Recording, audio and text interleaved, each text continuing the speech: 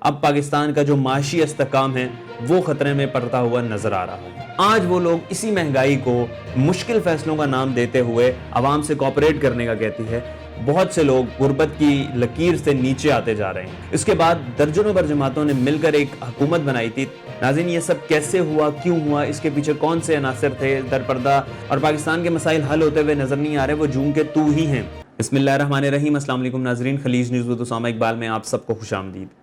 ناظرین، پاکستان کی پچھلی 70 سالہ تاریخ میں جتنی بھی جماعتیں، سیاسی جماعتیں آئی ہیں یا پھر آمریت کی حکومت آئی ہے، جنہوں نے پاکستان پر حکومت کی ہے، انہوں نے آتے ہی صرف ایک نعرہ لگایا کہ پاکستان کے مسائل کا حل صرف ہمارے پاس ہے۔ ہم سے پہلے جتنی بھی حکومتیں اقتدار میں رہی ہیں، انہیں رتی برابر بھی کوئی پتہ نہیں تھا پاکستان کے مسائل کا۔ ہم پاکستان کے مسائل حل کریں گے اور پاکستان کو سپر پاور بنائیں گے۔ یہی باتیں کر کے ناظرین انہوں نے عوام کا اعتماد کا جو ووٹ تھا وہ بھی حاصل کیا، اور پھر پاکستان کے مسائل کو حل کرنا تو بڑی دور کی بات تھی، پاکستان کو سپر پاور بنانا بہت دور کی بات تھی۔ پاکستان کی جو بیسک مسئلے تھے ان کو بھی وہ حل کرنے میں ناکام رہے، اور یہ پچھلے 70 سالہ دور حکومت میں یہی جو سیاسی جماعتیں ہیں یہ آ اور جا رہی ہیں، اور پاکستان کے مسائل حل ہوتے ہوئے نظر نہیں آ رہے، وہ جوں کے تو ہی ہیں۔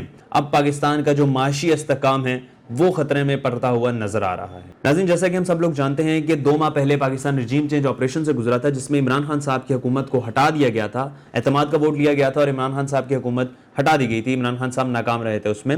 اس کے بعد درجنوں بھر جماعتوں نے مل کر ایک حکومت بنائی تھی، اتحادی حکومت بنائی تھی، جس نے پاکستان کی باغ دوڑ سنبھالی۔ ناظرین، یہ سب کیسے ہوا، کیوں ہوا، اس کے پیچھے کون سے عناصر تھے، در پردہ کردار کون سے ہیں، یہ سب باتیں ہم ماضی کا حصہ بن چکی ہیں۔ اب ہم دیکھ سکتے ہیں کہ اتحادی حکومت جو ہے اس نے نئے مالی سال کا بجٹ بھی پیش کر دیا ہے، لیکن پاکستان کے جو سیاسی اور انتظامی نظام پر ایک جو دھندلے بادل چھائے ہوئے ہیں، یہ جو بادل ہیں یہ چھٹے ہوئے ہمیں دکھائی نہیں دے رہے، اور تمام لوگ جتنے بھی ہیں وہ ان بادلوں میں چھپے ہوئے سوالوں کا جو ہے وہ جواب ڈھونڈ رہے ہیں کہ اب آگے کیا ہونے جا رہا ہے۔ اس کا جواب کسی کو معلوم نہیں ہے۔ پاکستان کا ہر نیا دن نئی نیشنل اور انٹرنیشنل خبروں کے ساتھ آتا ہے، اور کسی بھی سوال کا کوئی بھی تسلی بخش جواب دیے بغیر ہی گزر جاتا ہے۔ ہم دیکھ سکتے ہیں کہ پوری دنیا جس افراتفری کے عالم سے گزر رہی ہے، اس میں پاکستان جیسے کمزور معاشی اشاریہ رکھنے والے ممالک کی صورتحال بہت پتلی ہوتی جا رہی ہے۔ اس کے ساتھ ساتھ جو قرضوں میں جکڑے ہوئے ممالک ہیں ان میں مہنگائی دن بدن بڑھتی جا رہی ہے، اور پاکستان میں بہت سے لوگ غربت کی لکیر سے نیچے آتے جا رہے ہیں۔ ناظرین، آج کا سب سے اہم اور بڑا سوال یہ ہے کہ پاکستان کی جو معاشی صورتحال ہے اور جس طرح سے پاکستان پر خطرات منڈلاتے ہوئے نظر آ رہے ہیں، اس کا حل کب نکلے گا۔ اسی حوالے سے تمام جو تجزیہ کار ہیں اور ماہرین ہیں وہ دیکھتے ہیں، ہم بحث و مباحثہ کرتے ہوئے نظر آ رہے ہوتے ہیں، لیکن اس کا ابھی تک کسی قسم کا کوئی حل نہیں نکلا۔ ہم دیکھتے ہیں کہ کل تک جو سیاستدان اور جو تجزیہ کار اور جو ماہرین گلا پھاڑ پڑ کر مہنگائی کو حکومتی نالائکی کا کہتے تھے کہ یہ حکومتی نالائکی ہے اور حکومت جو ہے وہ غلط فیصلے کر رہی ہے، حکومت جو ہے وہ صحیح سے فیصلے نہیں کر پا رہی، اسی لیے مہنگائی ہوتی جا رہی ہے۔ آج وہ لوگ اسی مہنگائی کو مشکل فیصلوں کا نام دیتے ہوئے عوام سے کوآپریٹ کرنے کا کہتی ہے۔ اس چیز کی کچھ سمجھ نہیں آتی کہ اب یہ ایسا ان کا بیانیہ کیوں ہے۔ ناظرین، ہر سیاسی جماعت یا سیاسی جماعتیں پچھلی جو گزری ہوئی حکومت ہوتی ہے اس کی نالائکی اور نااہلی کا رونا رو کر اپنی مدت پوری کرنے کے چکر میں ہوتی ہے، لیکن جب ان سے پوچھا جاتا ہے کہ آپ کیا نیا پلان لے کے آئے ہیں، آپ کیا نئے معاشی استحکام لے کے آئیں گے، کیا نیا معاشی پلان ہے آپ کے پاس، یا کیا سیاسی تبدیلیاں کریں گے آپ، کیا سیاسی پلان ہے آپ کے پاس، یا پھر عدالتی نظام کو کیسے بہتر کیا جائے گا، تو ان کے پاس کسی قسم کا جواب نہیں ہوتا۔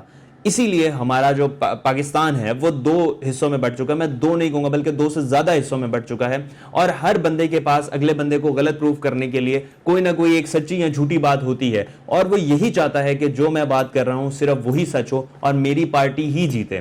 تو ہمارا یہ جو ذہن ہے وہ 2 حصوں میں اب بٹ چکا ہے، اور 2 سے زیادہ حصوں میں بٹ چکا ہے، جس کو ہمیں ٹھیک کرنے کی اب بہت اشد ضرورت ہے۔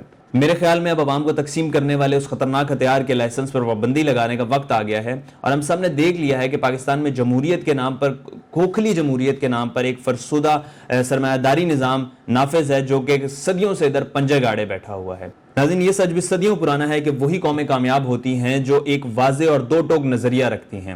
اگر ہم پاکستان کے حالات دیکھیں تو پاکستان 2 حصوں میں بٹ چکا ہے، اور 2 سے زیادہ حصوں میں بٹ چکا ہے، اور پاکستان کا یہ المیہ ہے کہ ہر بندہ ان جو مسائل درپیش ہیں انہی کو حل کرنے کی فکر میں مبتلا ہے۔